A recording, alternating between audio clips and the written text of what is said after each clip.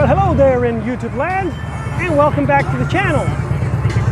So today we're at Republic Harley Davidson on another demo day, and today we're going to ride the Sportster S from Harley. It has a Revolution Max engine, 1250 cc's, supposed to be great. I'll tell you all about it. If you're interested in this bike, well, this video is for you.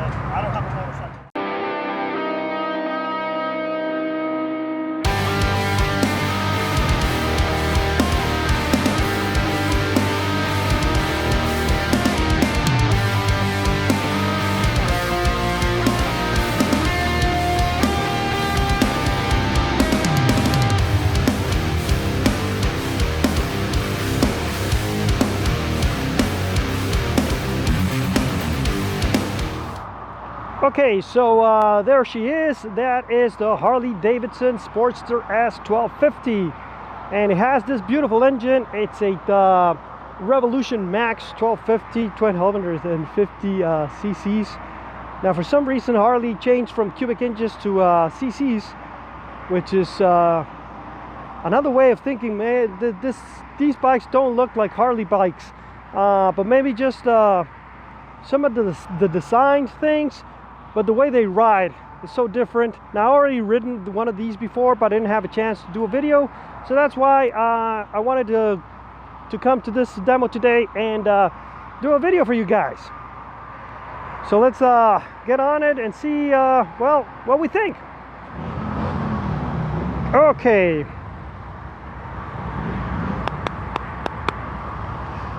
So let's hop on this little thing.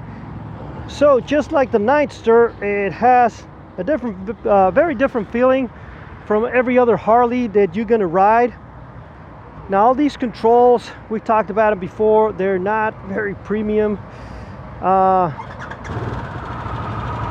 then this clock is good, but it should benefit from having a whole round thing, not stop there. Low fuel. Well, I do hope I don't run out of fuel on this demo. I don't know how much low fuel is low fuel, but we'll figure it out. So this bike has a very different feeling from any other bike that you've ridden, because it has this sporty position, but then it has mid to forward controls, so you're gonna be sitting there. And it doesn't feel like a big bike, even though it's bigger than the Nightster. And then it has these big fat tires that are gonna be making it a little bit weird to handle. Now, the engine doesn't give out a great sound when it's at idle, but most sport bikes don't. So yeah, it takes a little bit more for this bike to turn than what the Nightster did. And I'm guessing it's not just the well, the way this bike, oh, it's telling me that I don't have the key fob as well. Okay, so if this thing stops in the middle of a ride, we're gonna have to figure out what to do. Okay, hey, there's JP. So the brakes on this one are not bad. See, I'm using 2 fingers here. I can stop the bike. Of course, we're just running really slowly. Now, the seat is made of plywood, I believe. That's the material that they used because it's yeah, it is pretty damn stiff. And after a while of riding with this position, that you are like in a bobber style position, even though it doesn't have drag bars, it has what's going on? Let's see if we can find neutral. Yeah, no problem finding neutral, no problem getting it in gear either. So the clutch feels a lot better than on the Nightster, and the whole, yeah, this thing does not want a corner. You want to muscle it a little bit so to get it to corner. It does have canceling, self-canceling turn signals, which is nice. And this one has a lot bigger tank that you can hold on to. So maybe some tank pads would not be bad. Ooh, roadkill, it stinks.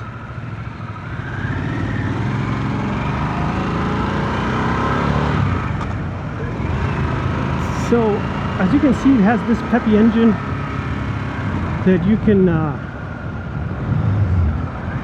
that you can enjoy. But I don't know if they're going on the twisties on this bike. It's going to be a different experience altogether, and I'm pretty sure you'll enjoy it. There's no fairing, no wind protection, nothing. The whole foot pegs here make me not enjoy this bike as much as I should. Okay, so somebody's trying to pass me again, but we're not allowed to pass on demo days.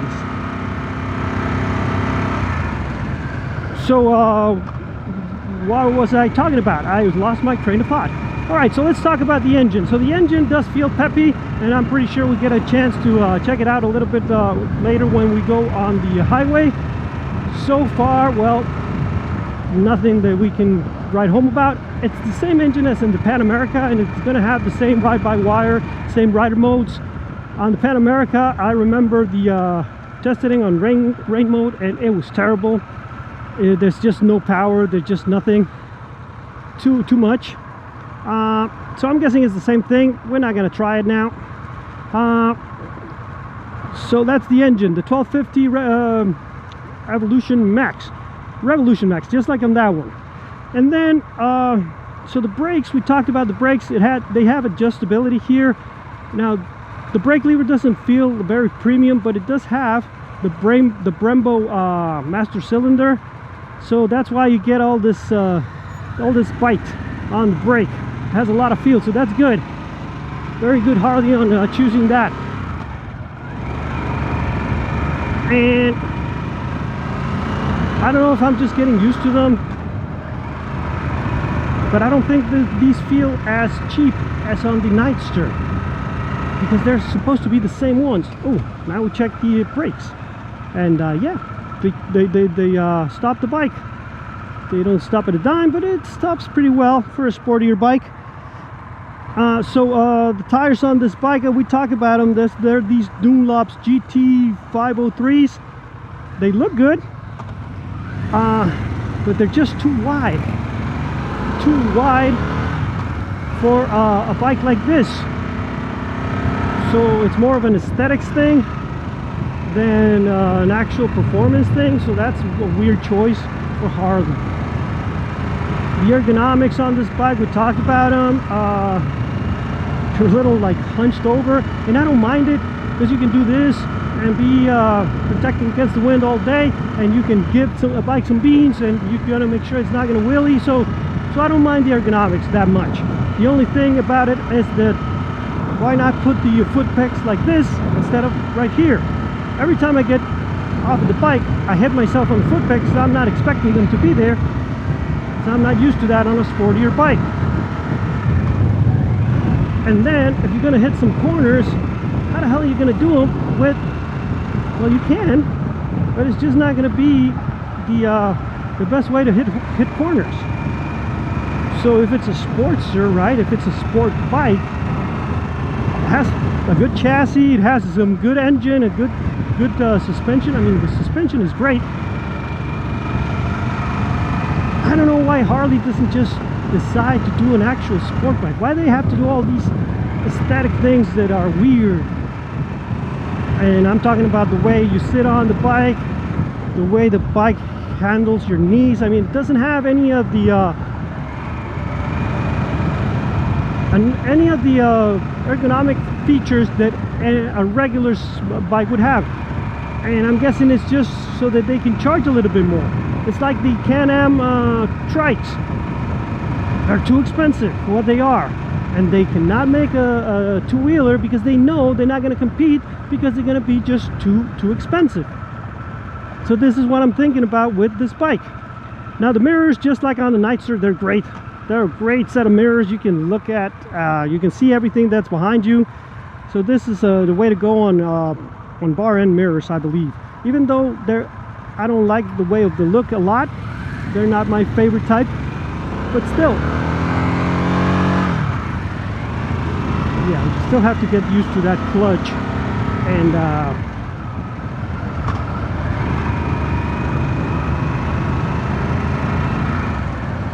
so the way the bike accelerates as well, because it can get you out of trouble, I'm pretty sure.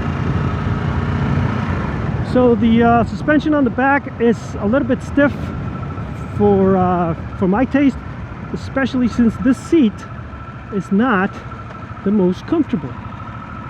Now once you get used to it, it starts like that plywood starts molding to your butt, and it's not that bad as I thought initially, so that's good. So yeah, let's see how this bike handles a corner, right? It's a little bit weird, a little bit too weird. But gear clutch, the whole transmission of this bike is great. It doesn't feel like a Harley with all that clunkiness and stuff, so maybe it doesn't have a lot of the character of the other Harleys. But I think Harley, I mean, maybe just like they did with a Livewire, they could benefit from another division and create sport bikes. Name them, I don't know, American Eagle motorcycles, I don't know, whatever. You just name them something that people know that they're an American sport bike company, and separate themselves from the whole Buell debacle, but start creating bikes that are going to compete, not on flat track or any of that nonsense, but in actual races, right? In actual circuit races, because well, they have done something here with this engine and with these chassis. And you can also, when I tested the Pan America, that's what I thought. It's like, you know what, this engine, I don't know anything about adventure bikes. All I know is if I'm going off-road, I want the smallest bike available, because I'm going to drop it and I don't want to be struggling picking it up. And I don't want anything expensive that's going to cost me a lot. But when I was riding that bike, I was like, you know what, this bike should be in a sport chassis. And now we have it on a sport chassis, and then, well, you have all these weird ergonomics, this weird aesthetics thing that is not a bad looking bike, it's just a weird looking bike. And remember, weird and ugly, well, they're kin. So you have to make sure that if you're going to buy a bike like this, you love the aesthetics, because it's not for everybody.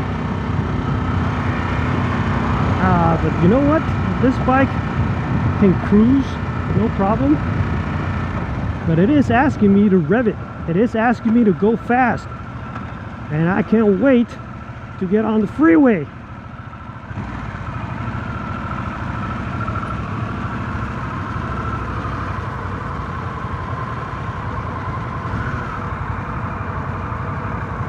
This fuel tank design looks nice. It has a lot of little design touches and things that are nice.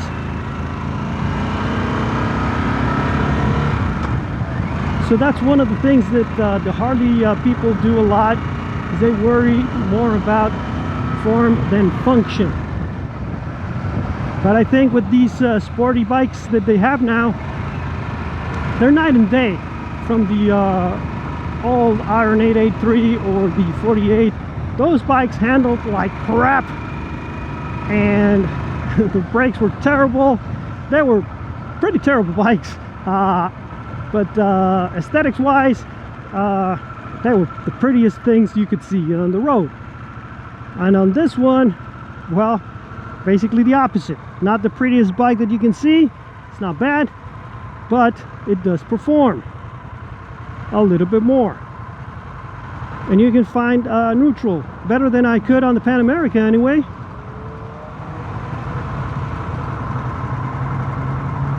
So yeah, we can't really see the whole gauge thing, but I like the way that it's set up. We have the speedometer here, the tachometer here, your revs. It tells you the fuel range or your fuel gauge, That's basically everything you need to know. And then it has a gear indicator right here. So everything else, you don't need it right there. So I think this is a very good design on the part of Harley, of having everything that you need. I love the self-canceling turn signals. I don't know why other bikes don't have it. How hard can it be? I mean, we're doing that in cars since the 1960s or 50s. I don't know. Why can't... Ooh, a bump. Hey, the suspension handled that bump really well. Really plush. I didn't lose my momentum, anything. It was pretty good. So yeah, bravo Harley on this bike. I'm not having as much fun as I did on the Nightster. And I don't know, I think it's the tires maybe. I think it's because I was now expecting a lot, even though I already ridden one of these. I already knew what the whole bike was going to be, the experience is going to be. And on the Nightster I had no idea that it was going to be as much fun. But I don't know, maybe it's something about that small capacity engines that makes you enjoy them more than a big one. Especially when you go off the line. I still have to figure out the friction zone. That's why I rev it out too much when I'm starting. But that's not the bike, that's the rider. Like now. See, I did a much better job there, so I'm getting used to it. Or actually I was concentrating and doing the proper things. Because we've talked about this before, men, well, we cannot concentrate on doing two things at the same time. So if I'm talking, I'm motovlogging and riding, it's either one or the other. But I'm getting better at it, I believe. Okay, so let's see. Let's go now on this lane. And we want to make sure. And that's the problem with coming in second on this demo day, is you can't really slingshot because you get in trouble. So I don't think we're going to be able to test the engine a lot. But still, we'll try and not get kicked out, because I do want to ride another bike after this one. I don't want to ride one of those ST models, and hopefully I can get to ride the Lowrider ST. Alright, so this bike handles this speed's no problem. Let's see, put it in fourth, give it a little bit of beans, and oh yeah, oh yeah, oh yeah. You want to go fast on this bike, you can. No problem. No problem. And I'm not even giving it any throttle at all, and it just picks up and goes. Very good job on this bike, Harley. Yeah, I would definitely enjoy having this bike on the stable. So you see, this guy does that, so I knew it was the same guy. For some reason, he thinks he can be passing people on a demo day. You're gonna get in trouble. Because we're not supposed to, right? I mean, I would love to give it the full beans, but that's not what these demo days are all about. It's just about you testing the ergonomics, testing how the bike feels, and seeing if you'll be comfortable on it or not, right? Make sure that you're doing a good investment on a bike like this. And I do believe if you're going to invest in a bike like this, you won't regret it, unless, well, you put it up against something like my Suzuki, right? Because that's when you're going to have the trouble comes to the paradise. If this is not going to be as sporty or as a big performance, top of the tier bike like a Ducati, why would you pay $16,000 for it? Right? For just the aesthetics of the bike, I think it's too much. Because an MT10 would kick the hell out of this bike, and it's gonna be, you're gonna be saving some money. So yeah, that's where the trouble comes to the paradise here for Harley. They need to figure out how to lower the prices on these bikes. So that's why I'm saying that's why they have all these weird ergonomics, so that they can justify charging a lot for a bike that maybe is not worth that much. but if you like the aesthetics of the bike, you're not gonna regret the amount of fun you're gonna have on it. All right, guys, well, that is it for this video. Thank you so much for supporting the channel. Remember, if you like the video, well, subscribe, give it a thumbs up, and send it to all your friends. If you don't like the video, well, make sure to send it to all your enemies. And I'll see you guys on the next one.